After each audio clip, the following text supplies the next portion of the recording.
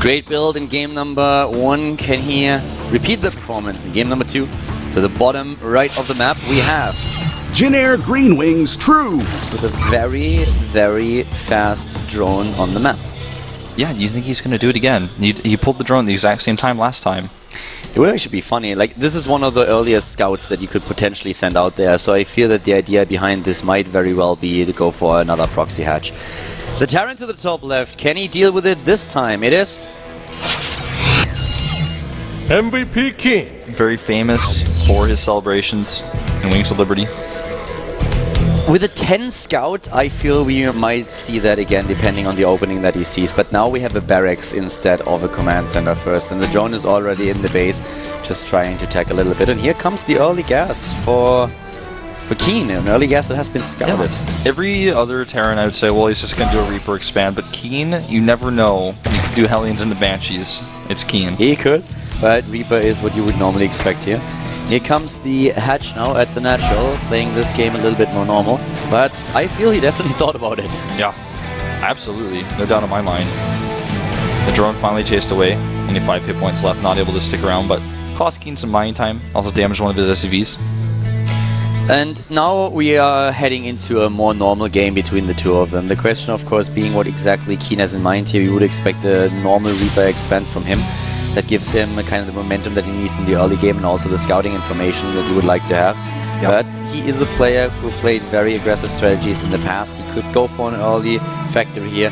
I don't really expect it. I would be a little bit surprised to see that, but it's Keen, so you never know. Yeah, Keen's the guy who will just hope that he can run his Hellions by you on Cloud Kingdom, and it just might work and make a lot of fans really upset. It always feels that his Hellions are a little bit smaller than the Hellions of other countries. They have like some grease on them. They just seem to slip through, or they're not supposed to be. Yeah, they just somehow phase shift through walls, it seems. By the way, we have a second Reaper for Keen. This is not too common, but you do see it every now and then. It really, really gives you the ultimate scouting information.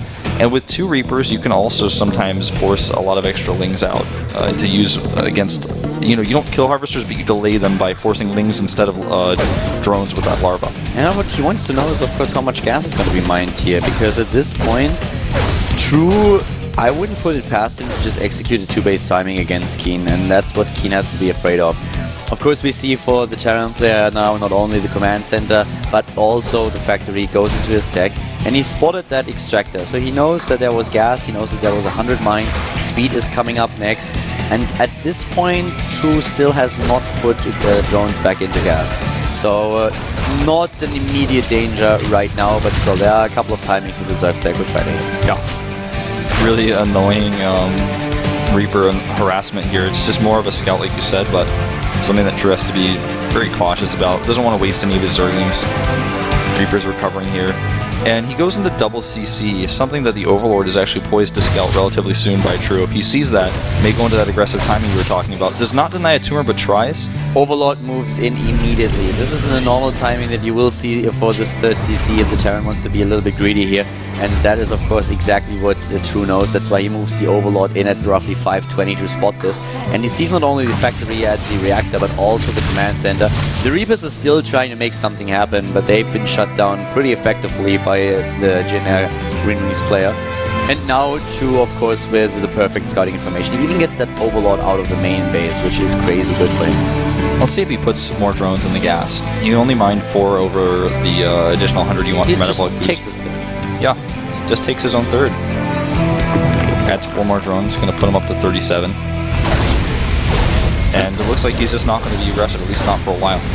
This is actually going to be really cool, because in game number 1 we saw a very different strategy that we don't see too often, but this game is shaping up to be just one of those standard macro games that you will have in a Zerg versus Terran. And that's what I'm very excited for, because True proved to us already that he's a player who can prepare very well for a match, that he's able to adapt to an opponent and make very interesting strategies happen. Now he can prove to us that he's also able to take the macro game, and that's something that I definitely want to see between these two. And Keen must be really happy so far, because like he got away with his build and he was now able to play a normal game against his opponent. I feel this is where he is a bit more comfortable. Yeah, for sure. I'm wondering when he's going to add his E-base, because he adds 2 barracks instead right now. He's just trying to be a little bit more safe. As the layer goes down, We finally have remined gas for True. He's making a lot of Zerglings right now. And it looks like that's going to be his line of defense against the Hellion Reaper pressure. But you have to be really careful because somebody like Keen, who has such a great Hellion micro, can do so much against your Lings depending on how you engage them. With the style that we have so far from True, I'm very surprised that we don't have the double evolution chamber yet. I would have expected that a lot earlier in the game. He got the gas up a little bit late. He's now going into his own lair attack, but he still doesn't have too much gas. Only 2. Trying to catch those Hellions. It's so hard to catch a Keen Hellion, like we talked about before. He's going to kill so many of these early. It's definitely worth it for Keen to take these engagements. A nice attempt by True with the run by. Yeah. And he does eliminate the Reapers. There's only 2 extractors for True, and he's now going into the double evolution chamber, as I said, a little bit later than I personally expected. Has a lot of drones that he had on the way, so he could still try to hit a timing. He's getting a significant amount of overload, so wouldn't put it past him to try to go for a bit of a speed attack with 1-1. But those Hellions are sneaking in again, and they are having a great barbecue. Yeah, killing the Queen, getting these Lings, and also maybe a few drones here might go down. Gonna be close. Yeah, yes, but nice. He's taking a lot here. Those Hellions were definitely worth the money. Yeah. In total, he killed only 3 Harvesters, but he killed a ton of Lings, and also the Queen, most importantly. Exactly, the Zerglings and the Queen, that's really important. And now, there we have them. Zerglings, and a couple of more Zerglings. Speed upgrade for the Roaches, speed upgrade for the Banelings, probably following soon. There it is. Yeah. 1-1 has been started. Could try to make this work, but if he does, then he has to do damage, because if he doesn't, he's going to be far behind. Absolutely. Will Keen make siege tanks again? Last game he made some siege tanks that really helped him out. Yeah, but I don't think that he's gonna implement this in his normal build. That was more him adapting to what he saw. Exactly, and also last game he went for the Blue Flame upgrade, so he already had the tech lab there on the factory to make some siege tanks, something he does not have this time. You know, I actually feel that he's just relying heavily on those Widow Mines that he has. And here even we have the Armory now at a good timing to start 2-2 when 1-1 is done. Yeah. This is much better than the time we saw last game. In fact, it's going to be even a little bit early for the armor. Roaches, and even more Roaches. And yeah, look at this. Already preparing with additional Overlords. He's definitely going for it. Yeah. This is a really strong attack. Keen, if not prepared, will really struggle to defend. This scan tells him virtually nothing. He only sees a lair. Yeah. He sees the Roach Warren, and he sees that Roach speed is being researched, but that's not necessarily enough information to let him know that this type of attack is coming. He's getting additional Widow Mines now, and they might help him. Also, the Medivacs are on the way, but he still has no information. He's trying to take down the Overlord here to get another 3rd base. He could be trapped with those units on the map. So far, True realizes what's going on, but the Widow Mines at the 3rd base, they are not going to help him at all. These Hellions are everything for Keen right now because they're the ones that are keeping the Zerglings away, giving that scouting information, giving that information for Keen. He wants to know, are the Banelings morphing? Is there anything around here? He's chasing True back, buying himself a little bit of time. 12 more Roaches on the production tab. Yeah, the army supply is 92 against 66. True is trying to make this the biggest surprise ever. I mean, most Zergs would be trying to hit the timing really close to when the upgrade's dumped. He's making more and more Roaches. He's continuing to hide them. And he really wants to surprise Keen here with a massive attack. This is super all-in by him. Upgrades are the same, and now we have those additional bunkers at the 3rd. He doesn't know what's going on, so if he evacuates the 3rd and lifts the CC, he might just be able to pull this off. The Widow Mines are going to be crucial in this particular scenario. But this is also one of the builds. We talked about this earlier. If True doesn't do really a lot of damage with this, he will be down in the game because of his tech that he lost. I think True's in a great position because Keen just doesn't seem to realize exactly what type of attack he's up against. There are 42 Roaches. 42 Roaches on the map. There are more Roaches than there are Marines here. He doesn't even know. He has no idea. And he's going to get trapped in the middle of the map potentially and have to boost on his way home. During that time, there's going to be Roaches attacking his natural. There's enough defensive Banelings at home to defend this attack by Keen. Yeah, and here comes the attack. Now that Keen is on creep, Green Wings True knows exactly where he is. Here come those units, and one Roach leading the charge, activating the Widow Mine. And this is bad news. Look at that quad of Zerg units streaming towards the natural. What was that? The hit was great there. The Banelings down. Yeah, the Banelings down. He has a few left, but Keen running home here. Another good scan, and can he actually push through this with his Marines? He may very well. There's no Banelings left. The Banelings from the main base are turning around. They're going to trap Keen from behind. He will have to react immediately and pick up and boost. He has to lift them, and he lost so many Banelings with that attack. That might actually be the one thing that keeps him in the game here. The Roaches are tough enough to handle, but still with the Banelings gone, it's a very different game suddenly. Yeah, and those Banelings actually did not get the flank off that he wanted. He's trying to get it now. Really good micro here from Keen. He splits, and he's got those Medivacs. he just doesn't seem to have enough Marines, and he's losing so much at the natural. Keen splits like a boss, but all those roaches, we have still 29 of them in the game, and more Marines, of course, being rallied across. But we have this third base in the top right that is still going strong. There is still a lot of mining. With the bunker, he can at least defend it for now. Great micro by Keen. He's closing the gap in supply. Yeah, he may just hold. There's still a lot of Zerg, though. Yeah, there's so many more Zerg units. He's taking up fourth base right now. He starts 2-2. Looks like he may be trying to transition. He's done a decent amount of damage, but Keen may stabilize too much for him here. So those Widow Mines did so much damage to the roaches, and he's moving back now, but he still has a mining base at the third,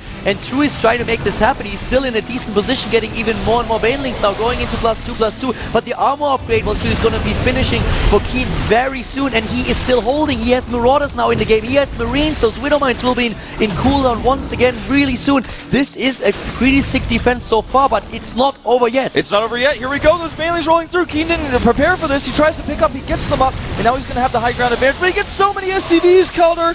Worker count being killed. Worker count 66 to 29 now. But still, he has a triple CC. He has 3 mules, and that can make it happen.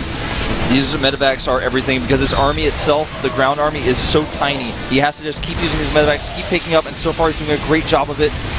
This is a really crazy game. Oh my god, so much aggression. The Zerg player, of course, with a lot more resources lost than his opponent. He's transitioning out of it. Probably the most important part, and the best part about True's game is that he really knows when to transition, when to start his transition. But Keen for now has hold. The question just being is, has he lost too much? Yeah, has he lost too much? Look at the supply. I mean, we're at 17-minute mark. The supply is so low. The money alone. Yeah. It's actually 4 CCs that he had. He completed the 4th, so now he can rely on 4 mules, but he started to evacuate that base to the right side. Can he get enough units into the game, not only to hold against this aggression, but also stabilize with the mules that he has and the SCVs that are left? It's a pretty good choice, in my opinion, that what he did here, to just go and abandon this third to the top right, because he doesn't have the SCVs to saturate 3 bases in the first place. And it's too exposed, but True, look at how quickly he was able to get that supply back up with all the money he had banked.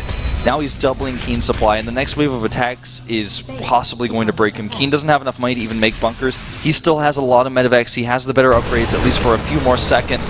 And actually, nice overlord pickoffs here by Keen. A bad rally by True. But now his units are out of place. He's going to have to pick up in the medevacs, and I don't know where he's going to run to this time. Oh, there is just so much Zerg, and once again, the splits. Keen has been microing like a boss, but this is just way too much. The floodgates open. And True had so many units on this map, was able to hide his strategy for such a long amount of time. And the Zerg player, he advances to the Premier League without losing a single map in the Challenger League here. Keen finds himself now in the up and downs.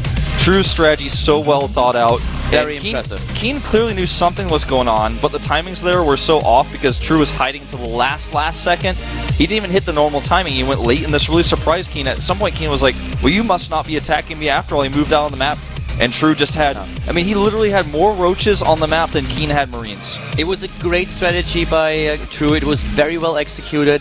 He also, that's one of the things that we definitely have to say, he also got a little bit lucky, because we had so much scouting going on for Keen. He had Marines on the map, he had a few Widow Mines, he scanned, he spread them out, he scanned, but every single time he scouted something, he just missed the army. He sends a Marine to the bottom of the map and just barely doesn't see the army that moves to the top left.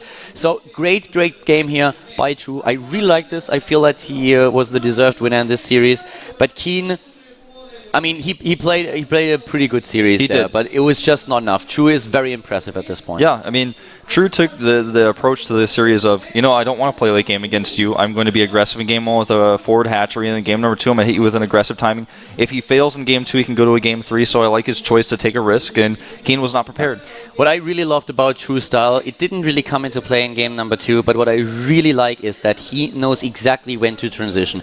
He did the first attack, and so many other players would have just gone for it over and over again, completely just with this one idea in their head, trying to break through the wall. But whereas he still attacked, he also started with his own +2/+2. He completed it just shortly before the attack. He went into the infestation pit. So he just did everything that allowed him to transition in case that Keen even holds the second attempt of him to break through. Yeah. But as it is, a 2-0 for True. Yeah. Very well done. Now we're going to another time versus Zerg. It's going to be Reality up against Kongho, formerly known as Lucera. My personally favorite series of the day. So just stay tuned. We're going to be back after a 5-minute break.